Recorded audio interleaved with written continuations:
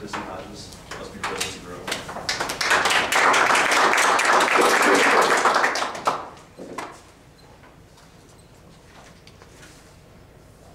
In December 2008, the big recession hit my little town of Steamboat Springs, Colorado.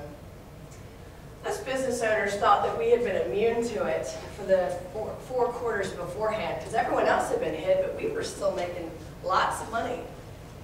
Turns out, because we were a resort town, everyone had booked their trips the year before, so they continued to take them, but they weren't booking for the next year. So when we thought we lived in this little bubble that was immune, the bubble burst for me in December. December was supposed to be my bread and butter to get me through to the next July. I was 40% down in sales. And as a new business owner, a little naive, my head was spinning. When I talked to other business owners, I was trying to be optimistic. Oh, you know what? It'll be like it was before. Just give it a few more quarters. It'll be like it was before. That's what we told ourselves. Quarter after quarter after quarter. Finally, a gentleman comes into my store. He'd owned a store for decades. He comes in. I'm trying to give him my little optimistic spiel. Oh, it's going to be great. Just give it another quarter, and it'll be like it was. And he said, Chrissy, has it gotten any better for you the last few quarters? Well, no, but he said, successful businesses don't look to the past, and they don't look at what it's going to be. They look at what their current circumstances are, and they work with that, and they try to thrive within that. I was angry at him. I just nodded and probably snarked at him, and I thought, how could he be so pessimistic? Come on now. But he was right. And it took me a couple more quarters of living like it was going to get better and losing a lot of money and sanity and gaining a lot of gray hairs to really see I was not running my business in the present. And over the next 4 years, I've had to adapt business over and over and over to the current circumstances to thrive. Every once in a while, I think to myself about this conversation that I had, and I think, if I'm running my business not in the present, do I live my life not in the present? The answer is yes. I have kind of a double whammy as far as not being able to live in the present. I'm an entrepreneur, so I'm always looking here. I'm trying to predict. I'm trying to say, well, I need to make this, I have to make this, and then I have a brain disorder called obsessive compulsive disorder where I'm always going, did I do that right? I always have to check.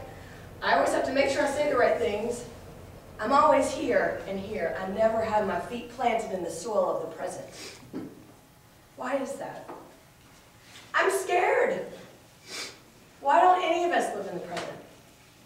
We don't want to feel vulnerable and naive. We want to try to predict and we want to try to compare. It's easier to look at these two places. It's easier to look at a reality that does not exist or a reality that has happened instead of seeing what's actually going on.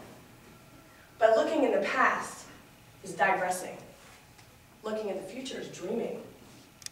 The only way to grow is to look in the present.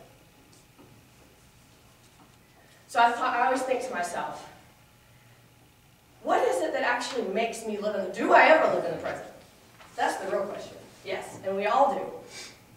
What I've learned is anytime there's fear involved, real fear and threat, of course, we're automatically, it's like fight or flight. We come back and we are immediately in the present to protect ourselves. Another time is when I look at my checking account. Always in the present, every time. But one of the biggest things, one of the biggest things that brings the present in all of us is pain. When we're in pain, we don't have a choice. We can't live in the past, we can't live in the future. We have to live right now. It forces us to look at our current circumstances. Now, I call this the sore throat syndrome, which is ironic, because I started playing around with this speech 2 weeks ago, and then I got a sore throat. Thank you, universe. You know when you get a sore throat, and it's so bad when you swallow, you go like this? You can barely even move. But you know, every time you get a sore throat like this, you go, I will never take my throat for granted again once it's healed. But guess what? You do. Every time you're in pain, this is what happens. You're forced to think in the present. You're forced to appreciate what you have, just every circumstance. But then you go right back to living the way that you are, right after this work of syndrome. I've recently experienced this, obviously, with my cold and other things in pain. And what I've noticed is, it's not so bad. When you're forced to live there, you really get to see yourself grow, because that's what the present forces you to do. You watch yourself heal. So what can we do to live in the present other than be in pain? Go home and look in the mirror. Do you look in the mirror and go, I wish I looked like I did before I had all these wrinkles? Or I wish my life was like this when I had this? Do you look in the mirror and say, well, when I get that nose job, when I lose that 10 pounds, when I meet that right person, then my life will be great? Or do you look in the mirror and you say, this is what I've got, I'm grateful for it, and I'm going to work with the circumstances I have? That man came into my life, and he said, when you're not living in the present circumstances, you're not going to thrive and you're not going to grow.